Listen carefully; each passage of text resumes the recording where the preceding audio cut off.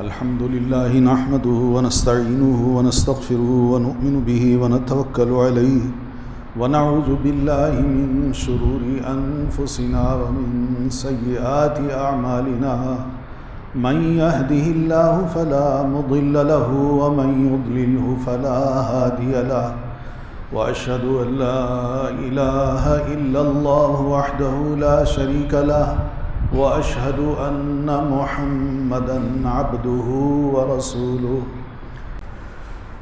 اللہ تعالیٰ نے جس طرح اپنی قدرت سے سال کے 4 موسم بنائے ہیں، سردی، گرمی، بہار اور خزاں، اسی طرح اللہ تعالیٰ نے دینی اعمال کے لیے بھی کچھ موسم بنائے ہیں۔ ہم سب جانتے ہیں سخت سردی ہو تو انسان ذرا گرمی چاہتا ہے، اور جب سخت گرمی ہو تو انسان یہ چاہتا ہے کہ سرد سا ماحول ہو۔ بینی اسی طرح موسم بہار جب آتی ہے تو انسان چاہتا ہے کہ موسم ایسا ہی رہے، اور جب خزاں آتی ہے تو انسان کی طبیعت یہ چاہتی ہے کہ یہ خزاں جلد از جلد ختم ہو۔ اسی طرح اللہ تعالیٰ نے اہل ایمان کے لیے، مومنوں کے لیے کچھ موسم بنائے ہیں، اور یہ موسم، ان کا انحصار اور اعتبار ہم مسلمانوں کے اپنے اعمال سے ہے۔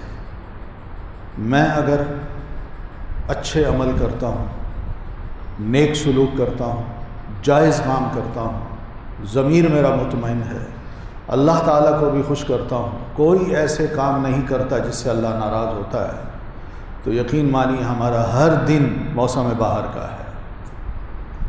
اور اگر خدا نخواستہ کوئی غلطی ہوتی ہے، گناہ ہوتا ہے، انسان کچھ جرم کر بیٹھتا ہے، تو اس کا ضمیر اس کو جہاں ملامت کرتا ہے، وہاں وہ اپنے اس دن کو یا اپنے اس عمل کو یہی سمجھتا ہے کہ یہ خزاں ہے، یا سخت گرم ہے، یا بہت سرد ہے۔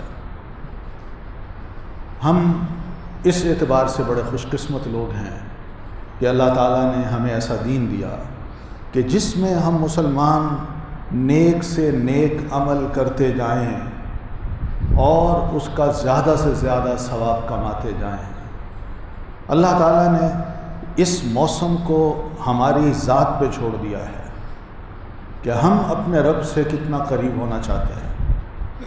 جتنا اس سے قریب ہوں گے، جتنا اس کے حضور التجائیں کریں گے، آہوزاری کریں گے، روئیں گے، اپنے گناہوں کے قصور کو رب کے حضور پیش کریں گے، اور جتنے بھی ہم نیک سے نیک عمل کریں گے صرف اسی کی خاطر، یقین مانیے ضمیر، دل مطمئن بھی ہوتا ہے، اور تھوڑا سا وہ امیدوار بھی ہوتا ہے کہ امید ہے کہ میرا رب میری دعاؤں کو سنے گا، میرے گناہوں کو معاف کرے گا۔ یہ ایک روحانی خوشی ہے جو ایک مومن کو نصیب ہوتی ہے۔ اسی طرح اللہ تعالیٰ نے ہمارے لیے سال کے مختلف جو مہینے ہیں، ان میں کچھ عمل ایسے بتا دیے ہیں کہ اگر مسلمان ان اعمال کو کرے تو اس کے عمل کا یہ ثواب ہے، یہ درجہ ہے۔ رمضان آتا ہے، ہم روزے رکھتے ہیں، قیام اللیل کرتے ہیں، قرآن مجید کی تلاوت کرتے ہیں، پوری کوشش کرتے ہیں کہ گناہوں سے بچ کے رہیں، کوئی غلط کام نہ ہو تاکہ روزے کا ثواب ضائع نہ ہو۔ ایک بڑا اچھا موسم ہے، نیکی کی طرف انسان مائل ہوتا ہے۔ بینی اسی طرح جب یہ مہینہ آتا ہے ذوالحجہ کا، یا حج کا مہینہ، حج کے مہینے آتے ہیں، تو ایک مسلمان ضرور یہ سوچتا ہے کہ میں حج کروں، اللہ مجھے توفیق دے۔ وہ کوئی نیت کرتا ہے، اور پھر اس کے بعد وہ اس کام پہ لگ جاتا ہے کہ کسی طرح میں حج کے لیے پہنچ جاؤں، تو وہ حج کرنے چلا جاتا ہے۔ اللہ تعالیٰ اس کے ایک ایک عمل کو حج پہ جا کے وہ جو کرتا ہے، اور جب واپس پلٹتا ہے تو اس کے حج کو حج مبرور قرار دیتا ہے، اور یہ فرماتے ہیں کہ جب وہ حج کر کے واپس گھر آتا ہے تو رجع کیوم ولدتہ امہ، کہ جب وہ گھر آتا ہے تو بالکل وہ اس دن کا ہوتا ہے جیسے آج ہی اس کی ماں نے اس کو جنا ہو۔ یعنی جس طرح ایک بچہ بالکل بے گناہ پیدا ہوتا ہے، ایسا ہی ایک مومن حج سے جب واپس لوٹتا ہے تو وہ گناہوں سے پاک اور صاف ہو جاتا ہے۔ یہ دن جن میں آج ہم جی بھی رہے ہیں اور آج گزار بھی رہے ہیں، یہ عشر ذوالحجہ کہلاتے ہیں۔ یعنی ذوالحجہ کا مہینہ ہے، اس کے ابتدائی یہ 10 دن جو ہیں، یا عید کے بعد کے جو 3 دن ہیں ایام التشریق جن کو کہتے ہیں، یہ سب بڑے مبارک دن ہیں۔ ان مبارک دنوں میں اللہ تعالیٰ نے بھی اور رسول اللہ صلی اللہ علیہ وسلم نے بھی ہم مسلمانوں کو یہ تاکید کی ہے کہ ہم زیادہ سے زیادہ نیک عمل کریں، نیکیاں کریں، اچھائیوں کو اپنائیں اور برائیوں کو ترک کریں۔ آپ دیکھیے کہ ایک حاجی جب حج پہ جاتا ہے تو حاجیوں کی نیتوں پر، اگر اس نے قران کرنا ہے یعنی حج اور عمرہ اکٹھا کرنا ہے تو اس کے لیے بھی حکم ہے، اور اسی طرح اس نے صرف وہاں جا کے حج کرنا ہے، عمرہ نہیں کرنا، اس کے لیے بھی ایک حکم ہے۔ وہ کیا ہے کہ فمن حج فلا رفث ولا فسوق ولا جدال فی الحج، کہ جو حج کی نیت کر لیتا ہے اس کے لیے یہ چند احکام ہیں کہ وہاں کوئی شہوانی بات نہ کرے، چاہے مرد ہے یا عورت ہے، یہ جو اس کی شہوت کو ابھاریں، اور حج کا جو عمل ہے اس میں اللہ کی یاد وہ ذرا کم ہو جائے، ایسے کام نہ کرے۔ ولا جدال، اور نہ ہی کوئی جھگڑا کرے، کسی سے لڑائی جھگڑا نہیں کرنا، تو میں نہیں کرنی۔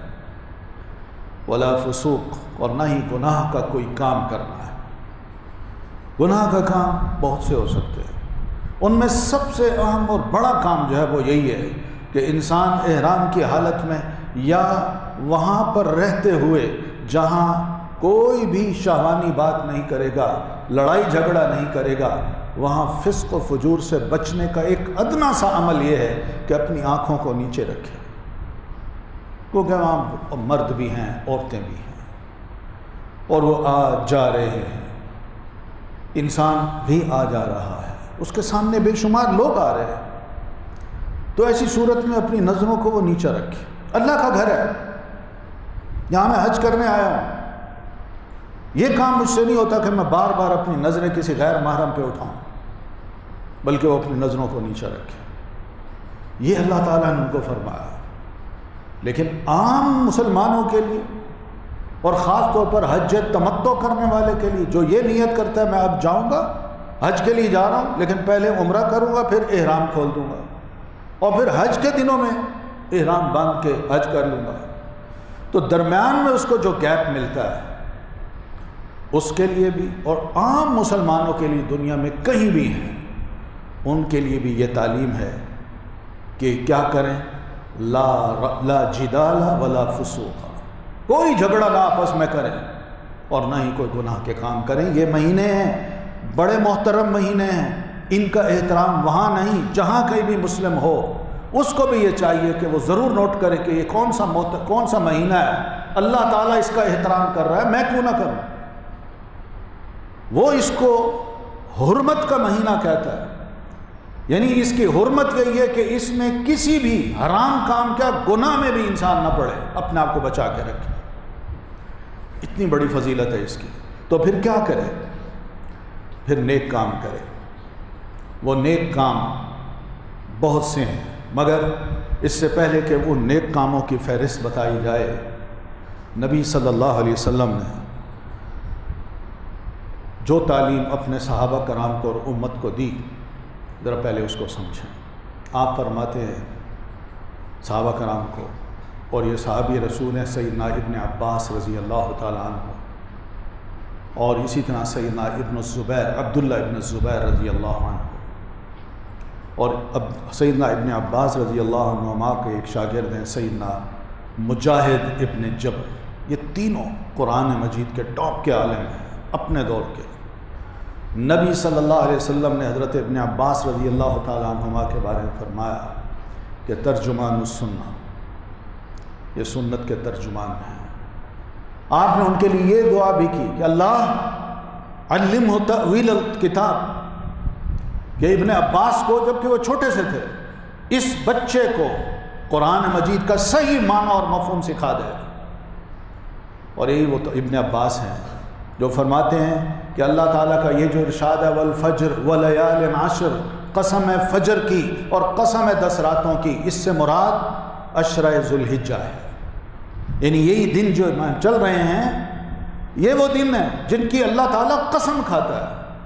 اور اللہ تعالیٰ جب کسی شے کی قسم کھا رہا ہو تو اس کی اہمیت ہوتی ہے، مسلمانوں کو اللہ الرٹ کر رہا ہوتا ہے کہ اس میں میری قدرت کو، میرے کام کو، میرے احکام کو ملحوظ رکھو اور دیکھو کہ میں جب اس کی قسم کھا رہا ہوں تو اس کی واقعی بہت بڑی اہمیت میرے نزدیک ہے، تمہارے نزدیک بھی ہونی چاہیے۔ اور وہ اہمیت کیا ہے؟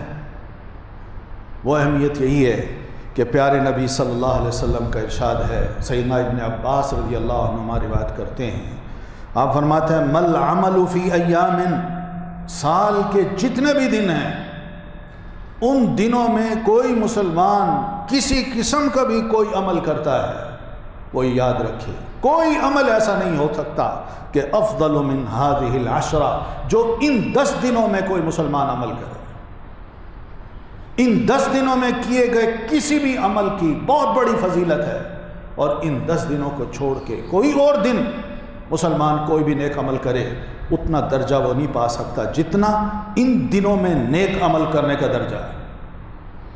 یہ پیارے نبی صلی اللہ علیہ وسلم کا فرمان ہے اور صحیح بخاری میں ہے، امام بخاری رحمۃ اللہ علیہ نے اس کو روایت کیا ہے۔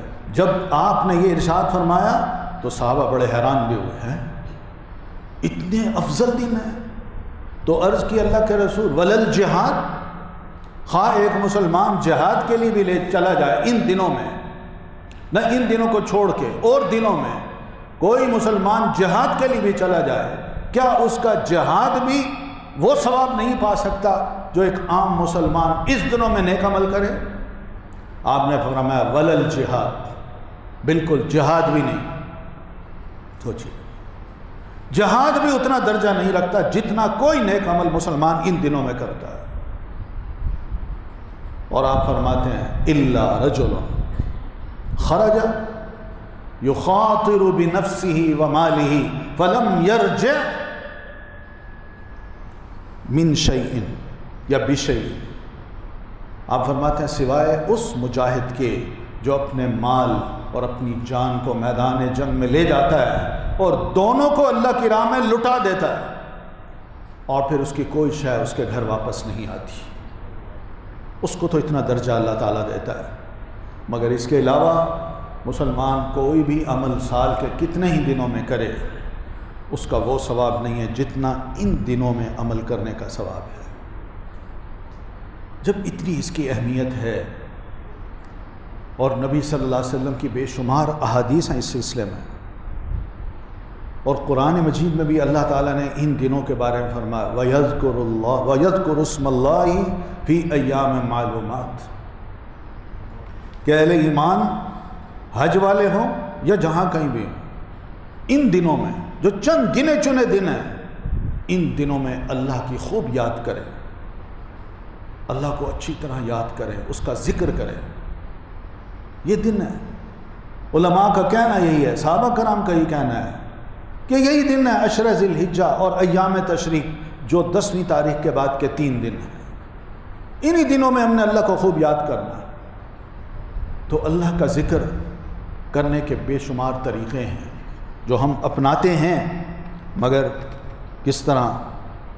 وہ اس طرح کہ ہم ذرا تھوڑا سا اس فہرست کو سامنے رکھ لیں جو ہم اپنا تو رہے ہیں مگر یاد دہانی کے لیے۔ مثال کے طور پر نماز ہم پڑھتے ہیں، ان دنوں میں ان نمازوں کا خاص اہتمام ہونا چاہیے۔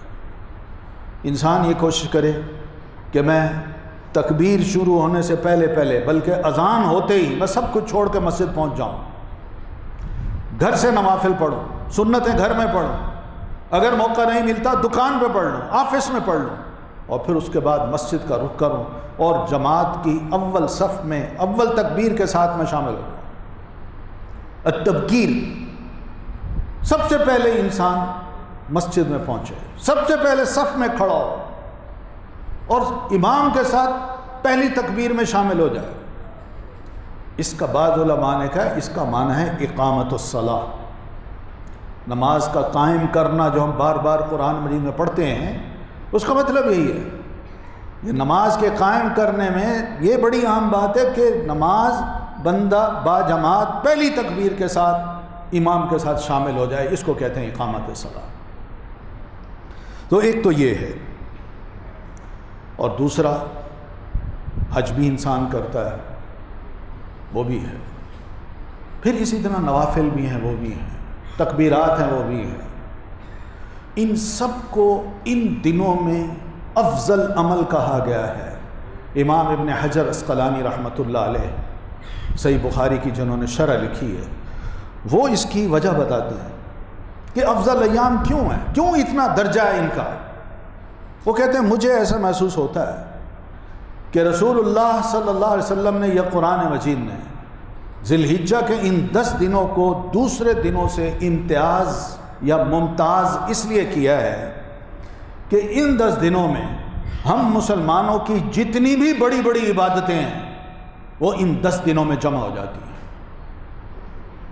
نماز ہم پڑھتے ہیں، روزے بھی رکھتے ہیں، یوم عرفہ کا روزہ ہے وہ بھی رکھتے ہیں، اور پھر اس کے ساتھ ساتھ نوافل بھی ادا کرتے ہیں، صدقہ بھی کرتے ہیں، قربانی بھی دیتے ہیں، اور حج بھی کرتے ہیں۔ کتنی نیکیاں ہیں کہ ان 10 دنوں میں مسلمان کو موقع ملتا ہے کہ انسان سال بھر کی جو عبادتیں مہینوں انتظار کرتے کرتے کہ رمضان آئے میں یہ عبادت کروں، فلاں دن آئے میں یہ روزے رکھوں، مہینے میں چاند کے ایام میں 20 آئیں میں ان دنوں کے روزے رکھوں، لیکن اللہ تعالیٰ نے ان تمام اعمال کو، تمام ریچولز کو ان دنوں میں جمع کر دیا ہے۔ اس وجہ سے ان دنوں کی سب سے زیادہ اہمیت ہے۔ یہ سیدنا امام ابن حجر رحمۃ اللہ علیہ فرماتے ہیں۔ پھر ان دنوں میں جو بہت اہم چیزیں ہیں وہ ایک تو نماز ہے جو ہم نے پڑھنی ہے، اور کوشش یہی کرنی ہے کہ اول تکبیر کے ساتھ شامل ہو جائیں۔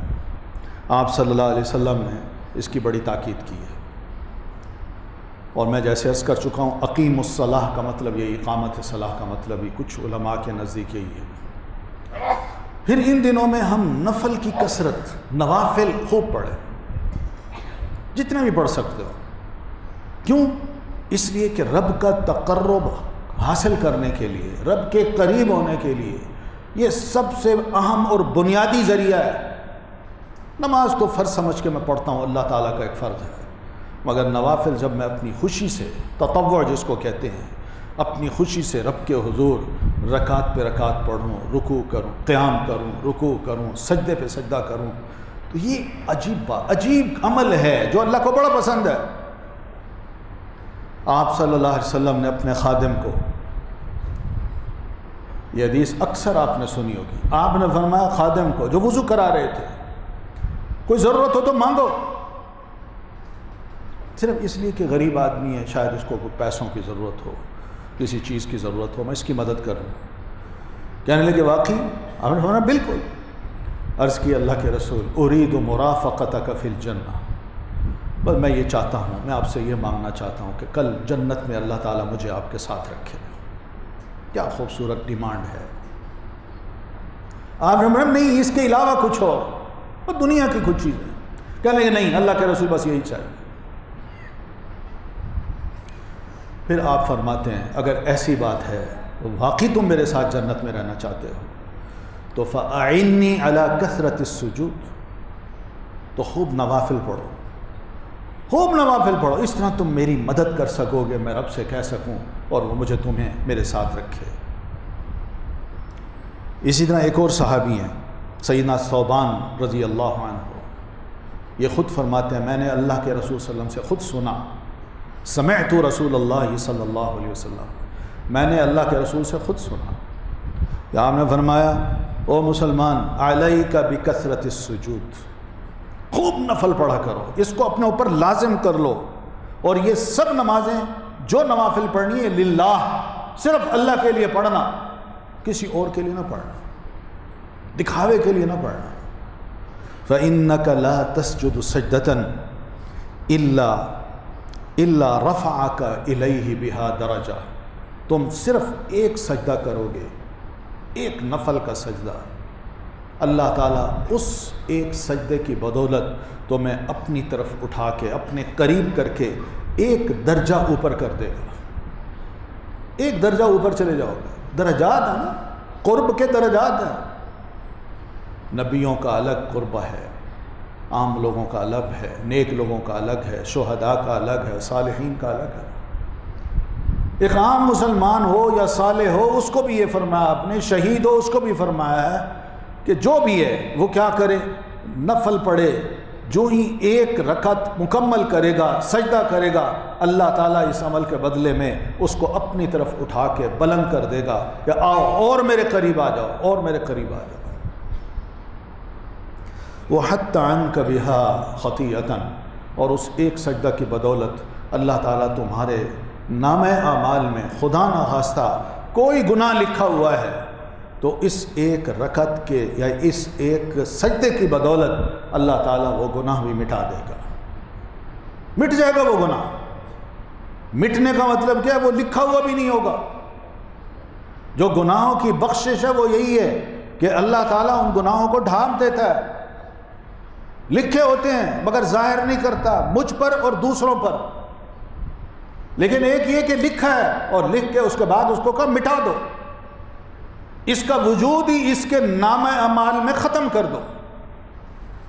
کتنا بڑا ثواب ہے، کتنی بڑی نیکی ہے جس پہ پیارے نبی صلی اللہ علیہ وسلم نے ہم مسلمانوں کو اکسایا ہے. اور یہ بات ہر وقت کے لیے ہے. جب بھی موقع ملے انسان وضو کرے، 2 رکعتیں پڑھ لے، اس کا بھی بڑا ثواب ہے. یہ ثواب اس کا بھی ہے. دوسری بات جو بڑی اہم ہے وہ ہے روزہ. ہم سب جانتے ہیں روزہ بھی نیک اعمال میں سے ایک نیک عمل ہے. سیدنا حنید ابن خالد رضی اللہ عنہ ایک صحابی رسول ہے. ان کی اہلیہ یہ روایت کرتی ہیں، آپ کی زوجہ محترم، آپ کی ازواج مطہرات میں سے ایک زوجہ نے یہ بات ارشاد فرمائی کہ کان النبی صلی اللہ علیہ وسلم یصوم 9 ذی الحجہ، کہ آپ صلی اللہ علیہ وسلم 9 ذی الحجہ کو روزہ رکھا کرتے تھے. 9 ذی الحجہ جس کو یوم عرفہ کہا جاتا ہے، اور جو ہمارا 9 تاریخ آئے گی اس کو 9 ذی الحجہ کہیں گے. یہ حاجیوں کے لیے نہیں ہے. حاجی تو روزہ رکھتے ہی نہیں ہیں. آپ مدینہ میں ہوتے تھے، آپ نے زندگی میں ایک حج کیا ہے، اور پھر اس کے بعد جو باقی مہینے باقی سال تھے وہ نبی علیہ السلام نے مدینہ میں گزارے ہیں، اور ان میں ذی الحجہ کا مہینہ بھی آیا ہے، اور 9 ذی الحجہ بھی آئی ہے، اور آپ صلی اللہ علیہ وسلم نے اس دن مدینہ میں رہ کے روزہ رکھا ہے. اس لیے یہ کانسیپٹ نہیں ہے کہ جو حاجی ہیں ان کے لیے روزہ ہے، ہمارے لیے نہیں ہے. نہیں، ہمارے لیے بھی ہے. یہ عام بات نبی علیہ الصلاۃ والتسلیم نے کی اور سب مسلمانوں کے لیے کی کہ آپ صلی اللہ علیہ وسلم خود بھی 9 ذی الحجہ کا روزہ رکھتے تھے، اور یوم عاشورہ کا روزہ بھی رکھتے تھے جو 10 محرم ہے. آپ اس دن کا بھی روزہ رکھتے تھے. اور اسی طرح وَثَلَاثَةُ أَيَّامٍ مِّن كُلِّ شَهْرٍ، اور ہر مہینے جو 3 دن ایام بیز کے ہوتے تھے، 13، 14 اور 15 کی رات جو ہے چاند کی، آپ ان دنوں میں بھی روزہ رکھا کرتے تھے. اور بعض احادیث میں تو ہر سوموار اور جمعرات کا بھی ذکر آتا ہے کہ آپ ہفتے میں یہ 2 دن تو ضرور روزہ رکھا کرتے تھے. ہم سب جانتے ہیں یہ نوافل ہیں، عمل صالح میں سے ہیں. تو پیارے نبی علیہ الصلاۃ والتسلیم نے یوم عرفہ کے روزے کے بارے میں جو بات فرمائی ہے اس سے پتہ چلتا ہے، امام نووی رحمۃ اللہ علیہ فرماتے ہیں کہ اس کا انتہائی زبردست ثواب ہے، جس کی وجہ سے پیارے نبی علیہ الصلاۃ والتسلیم نے تاکید کی ہے. ایک تو ان دنوں میں جو عمل ہے وہ روزے کا بھی ہے، نیک ہے، اس کا بھی بڑا ثواب ہے. دوسرا آپ نے خود بھی فرمایا ہے، آپ خود فرماتے ہیں کہ اس دن اگر بندہ روزہ رکھے تو اس کا فائدہ کیا ہوگا؟ یکفر، اللہ تعالیٰ مٹا دے گا کیا؟ السنۃ الماضیۃ والسنۃ الباقیۃ. آپ فرماتے ہیں مجھے بڑی امید ہے کہ اس روزے سے مسلمانوں اللہ تعالیٰ تمہارے گزشتہ 1 سال کے گناہ بھی معاف کر دے گا، اور آنے والے 1 سال کے گناہ بھی اللہ معاف کر دے گا. یہ وہ ثواب ہیں، یہ وہ اعمال ہیں جو پیارے نبی صلی اللہ علیہ وسلم نے فرمائے ہیں۔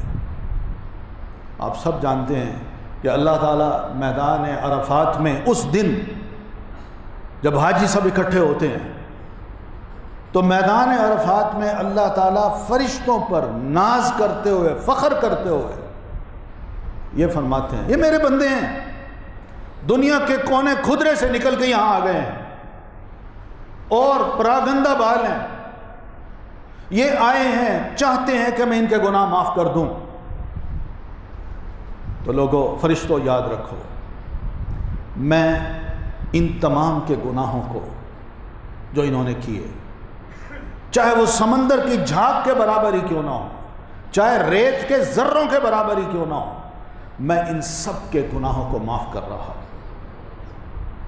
اب سوچئے، اور بعض احادیث میں تو یہ بھی آتا ہے کہ شیطان ابلیس مٹی اٹھا کے اپنے سر پہ ڈالتا ہے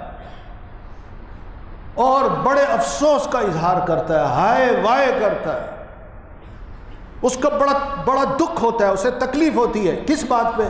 کہ جس شخص پہ میں نے 40 سال کام کیا، میں نے اس سے غلط کام کروائے، حرام کام کروائے اور جرائم کروائے، آج وہ یہاں آ کے رب کے حضور کھڑے ہو کے اپنے گناہوں کو معاف کروا چکا ہے، میری ساری محنت پہ پانی پھر گیا۔ یہ اس کی حالت ہوتی ہے۔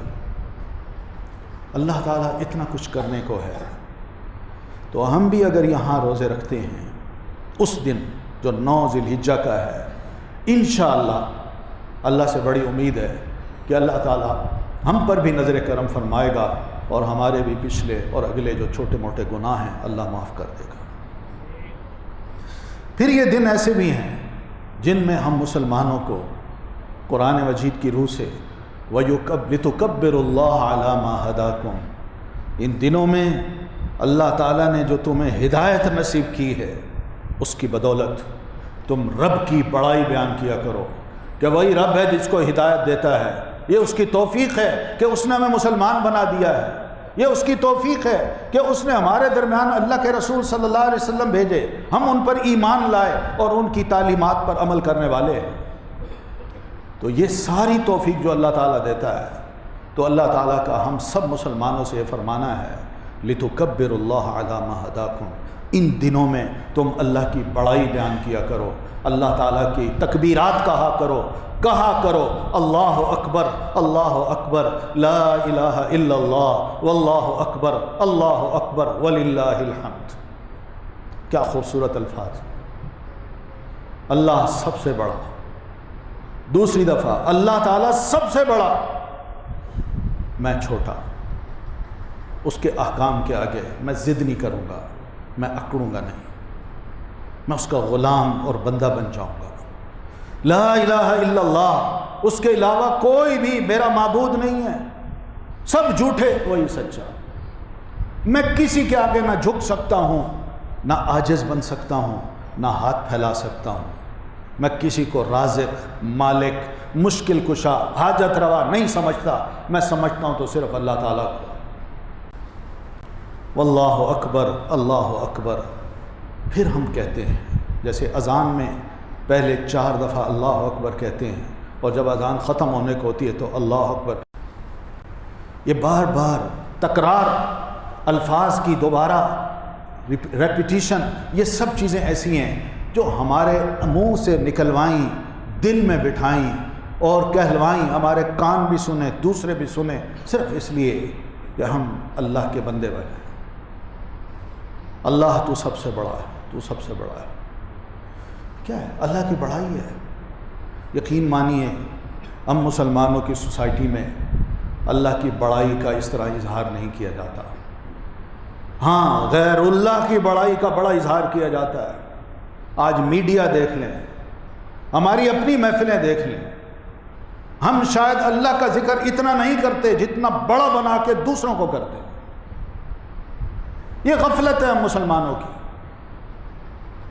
صحابہ کرام میں جن میں خاص طور پر سیدنا عمر رضی اللہ تعالیٰ عنہ تھے، وہ تو مینا میں اپنے خیمے کو نصب کرتے اور مینا کے اندر بیٹھ کے بلند آواز سے یہ تکبیرات کہا کرتے تھے، اور ان کی تکبیر کی آواز مسجد والوں تک پہنچتی اور مسجد والے بھی ان کے ساتھ تکبیرات کہتے، اور پھر اس کے بعد مسجد کی جو گونج ہوتی وہ پورے مینا میں پھیل جاتی اور مینا میں سب لوگ تکبیرات کہا کرتے تھے۔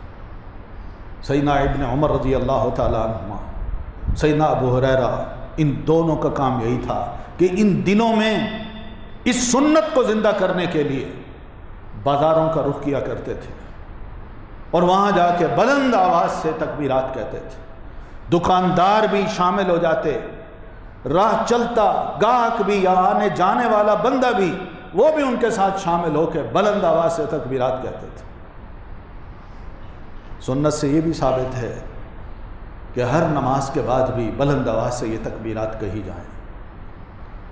پہلی تاریخ سے لے کے جو ہی ذوالقعدہ کا چاند ختم ہوتا ہے اور ذی الحجہ کے چاند کی اناؤنسمنٹ ہوتی ہے، اس وقت سے لے کر ذو الحجہ کے یہ سارے دن 10 اور پھر اس کے بعد آنے والے جو 3 مزید دن ہیں، ایام التشریق جس کو کہتے ہیں، 11، 12 اور 13 تاریخ کی عصر کی نماز تک یہ تکبیرات کہنی ہے۔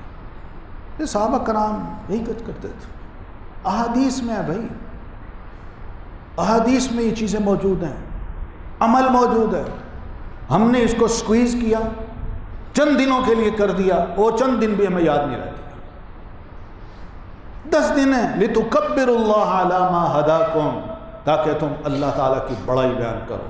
اور ایک جگہ فرمایا فی ایام معدودات، یہ چند دن ہیں جو گنے چنے ہیں، ان میں اللہ تعالیٰ کی بڑائی بیان کرو۔ ایک بہت اہم عمل جو اس دن کا ہے، ان دنوں کا ہے، وہ ہے قربانی۔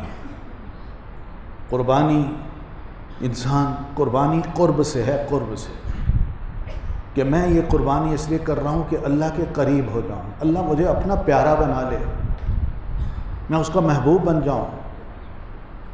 یہ ایک ٹوکن ہے جو ایک مسلمان قربانی کر کے رب کے حضور پیش کرتا ہے اور اناؤنس کر رہا ہوتا ہے کہ اللہ تیری راہ میں یہ چھوٹی سی قربانی میں پیش کر رہا، تیرا حکم ہے۔ سنت و ابیکم ابراہیم، تمہارے بابا ابراہیم علیہ السلام کی یہ سنت ہے، انہوں نے بھی اپنی قربانی پیش کی، اپنے بچے کی، نہیں سوچا، لیکن اللہ یہ قربانی میں اس لیے کر رہا ہوں ایک ٹوکن کے طور پر، باقی سال کے یا زندگی میں کبھی بھی کوئی موقع ملا، تیری طرف سے اگر کوئی حکم آ جائے، تیرا دین بتائے کہ اپنا مال اپنی جان تک قربان کر دو، تو میں اس کے لیے بھی پیچھے نہیں ہٹوں گا۔ اصل بات تو یہ ہے، اس جذبے کو ہم نے زندہ رکھنا ہے، ایمان والے جذبے کو، کہ دین کی خاطر جینا ہے اور دین کی خاطر قربان کرنا ہے سب کچھ۔ یہ وہ اصل جذبہ ہے جو اللہ تعالیٰ چاہتے ہیں کہ اس قربانی کے ذریعے مسلمان کے اندر آ جائے۔ یہ یوم النحر جو عید کا دن ہے، نماز پڑھتے ہی یہ کام شروع ہوتا ہے۔ نماز سے پہلے کی قربانی کوئی قربانی نہیں ہے۔ نماز پڑھ کے جو 2 نوافل ہیں عید الاضحیٰ کے، جو عیدگاہ میں پڑھے جاتے ہیں، پڑھتے ہی انسان اپنی قربانی شروع کر دے۔ پھر اس کے لیے یہ 3 دن اس کے لیے موجود ہیں، وہ صبح بھی کرے، دوپہر کو کرے، شام کو کرے، رات کو کرے، سحری کے وقت کرے، کوئی وقت اس کے لیے متعین نہیں ہے، عام دن ہے، کسی بھی وقت میں قربانی کی جا سکتی ہے۔ اور پھر اس قربانی کو جب ایک مسلمان کرتا ہے، صرف اتنا یاد رکھے، اللہ کے لیے، صرف اللہ کے لیے، اللہ سے ثواب کمانا ہے اور کسی سے نہیں، بس اتنا وہ کرے۔ کیا ہوتا ہے اس کا ثواب کتنا ملتا ہے؟ رسول اللہ صلی اللہ علیہ وسلم فرماتے ہیں کہ بسم اللہ اللہ اکبر پڑھ کے جب اس کے گلے پہ ایک مسلمان چھری پھیرتا ہے، پہلا قطرہ قربانی کا زمین پہ گرتا ہے تو اللہ تعالیٰ اس مسلمان کے گناہوں کو معاف کر دیتا ہے۔ موقع ہیں، ثواب کمانے کے موسم ہیں۔ صحابہ بھی قربانی کیا کرتے تھے، مرد بھی کیا کرتے تھے، اور ہاں صحابیات بھی کیا کرتی تھی، خود اپنے ہاتھ سے۔ صحابیات بھی کیا کرتی، ام المومنین خود کرتی ہیں۔ بہادر بنیں، خود قربانی کریں، خود قصائیوں کے حوالے نہ کریں، خود کریں۔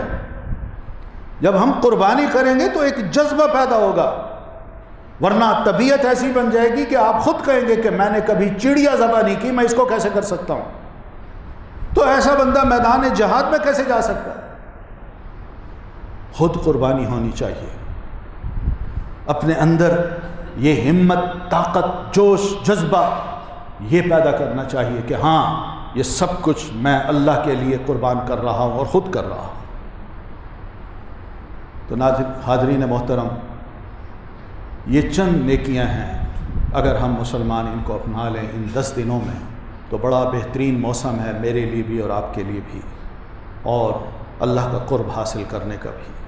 میری دعا ہے کہ اللہ تعالیٰ مجھے بھی اور آپ سب کو یہ توفیق دے کہ ان دنوں کو ہم غنیمت سمجھ کے جتنے بھی اچھے سے اچھے عمل کر سکتے ہیں ضرور کریں، تاکہ رب کا تقرب، اس کی قربت، اس کی محبوبیت ہمیں حاصل ہو جائے اور اس طرح ہم اللہ کے قریبی بندے بن جائیں۔